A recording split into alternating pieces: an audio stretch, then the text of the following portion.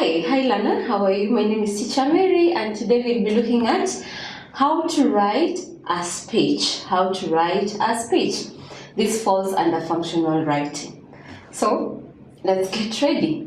Let's first of all, before we look at the do's and the don'ts, we will listen to a video. We will watch a video by Martin Luther Jr. I Have a Dream is the title of that video. So you will only take a few minutes and you listen to it. So get ready. I have a dream today.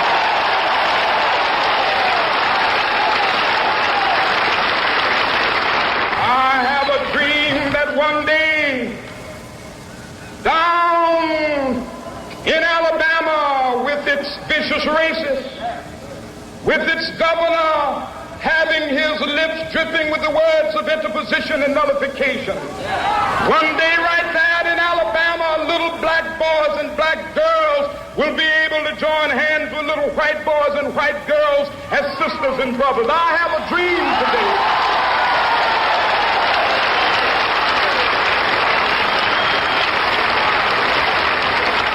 I have a dream that one day every valley shall be exalted. So, dear Lana, I'm sure you've watched the video, the speech I Have a Dream by Martin Luther. And today we're just going to look at the art of writing the perfect or something close to perfection, okay? How to write the best speech that you can come up with. So, first things first, we are going to look at the don'ts and the do's, okay? The do's and the don'ts. So, we will have a look at the do's. What must you do? What must you do? What is the format? Okay? Functional writing is all about the format. What is the format? That is what you're going to look at. So the do's: 1, write your speech in direct speech. Direct speech. Direct speech. Okay? Direct speech, you're addressing these people. So the speech there is not indirect, that is direct. So automatically, you know the tense that falls under direct speech is present tense and simple present tense. Unless you're recalling something that happened to you, or you want to tell your audience a story, okay, that is the only time you will use past tense. But many a times, you will use the direct speech. You're talking to these people directly. Like for instance, when you're using direct speech, these are the terminologies I expect to see when I'm marking your work. Thank you very much. I am pleased. So first pronouns, you will use the word first. You will use first pronouns like I, we, us. Okay, because you're directly addressing this person. They're here and you're there. Okay, so the second thing, the do's, the second do is observe protocol. Observe protocol. Observe protocol. Observe protocol.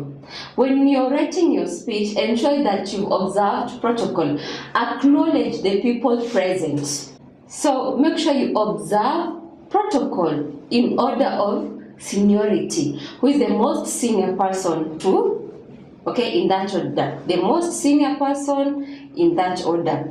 So, even if it's a burial, the people that are bereaved, that is in that order. Even if the president is there, but he is not the bereaved, make sure you acknowledge in order of seniority.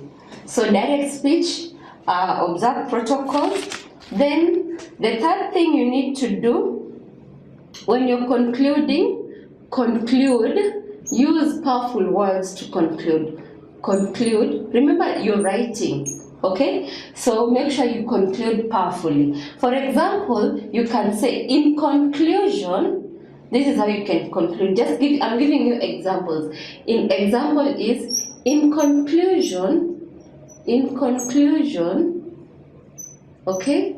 As I conclude, as I summarize, something of the sort. Make sure that you have notified the reader that you are coming to a conclusion. Okay, so conclude nicely, conclude powerfully. We give marks for conclusions. So make sure that you conclude nicely. Then the other do is use the right tone. Use the right tone. Use the right tone. Use the right tone. Use the right tone. For example, you need to know the audience. You need to know who are you delivering this speech to. Where are you reading this speech? Who are your audience? Who are listening to you? So if you're talking to graduates, of course, you must make sure that they relate to you. They know the do's and how you struggled, or even if you didn't struggle, acknowledge that they've worked very hard and they've achieved, wish them well. You must use the right tone, okay? Okay? Also, use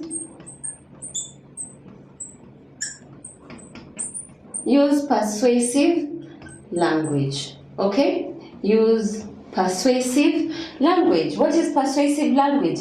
A language that doesn't reprimand a person, doesn't condemn a person. It's a language that rather encourages someone to doing something, encourages someone to do something in the way you want them to do it, but they will not feel like they're being judged about it, okay? Then the other thing you will use is rhetorical questions. Use rhetorical questions. Use rhetorical questions. Questions that don't need any answer. Why rhetorical questions? Rhetorical questions usually ensures that the thinking process starts when your audience is listening to you.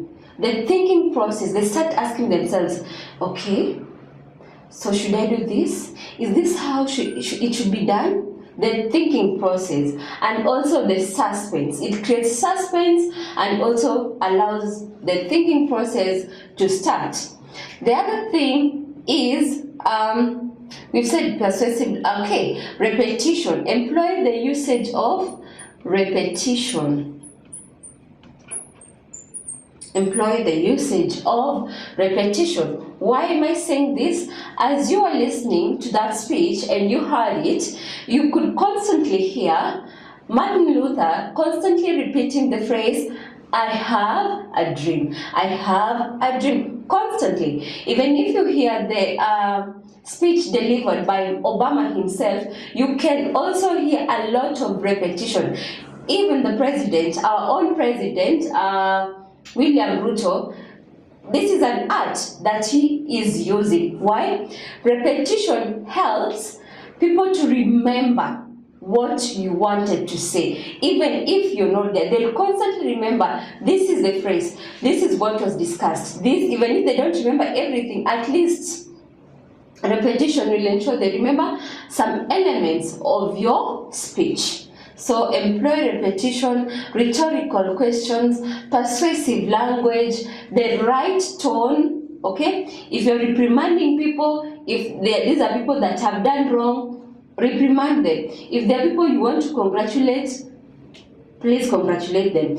If they're bereaved, please be in the right element, use the right tone. Conclude powerfully, use words such as in conclusion to, as I was concluding, okay? Then do not forget to observe protocol in seniority order, to the most senior person in that order. Then direct speech, unless you're retelling or recalling something that happened, that is the only time you can use indirect speech. But as you write, please ensure that you have written in direct speech. Then we will go and look at, let us look at the don'ts. This one, the do's, and let us look at the don'ts. Under the don'ts, we only have one don't. One don't. Please do not use the speech marks.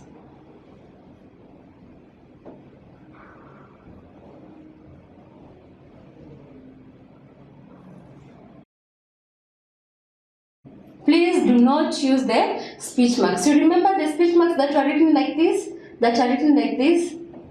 Okay, before this used to be a requirement that you had to start your speech by indicating that you're beginning by writing the speech marks, and as you end with the speech marks. Nowadays, that is not the thing. So ensure that you include the speech marks as you write your speech. And the most important thing, use the best language you can, best vocabulary, but not a lot of vocabularies that one can't understand. Just use nice language, legible handwriting, and observe all the things that you need to observe, and I assure you, you'll get that mark. So this is a challenge. This is the quiz that I'm giving you. Imagine you have finished your high school, okay, and you scored all A's in your KCSE. The school has invited you, your former school has invited you back to your school to deliver a speech to the outgoing Form 4s and to encourage them on what they need to do to ensure that they have excelled as you have excelled. So write a speech of a maximum of 450 words. That's approximately 2 pages. Okay, 2 pages. You shouldn't exceed that. 2 pages maximum. 2. Okay? Write a speech. Observe these rules here. Read other speeches from other people, and also watch other people as well delivering their speech. And feel free to ask any questions. I was your teacher, Miss Mary.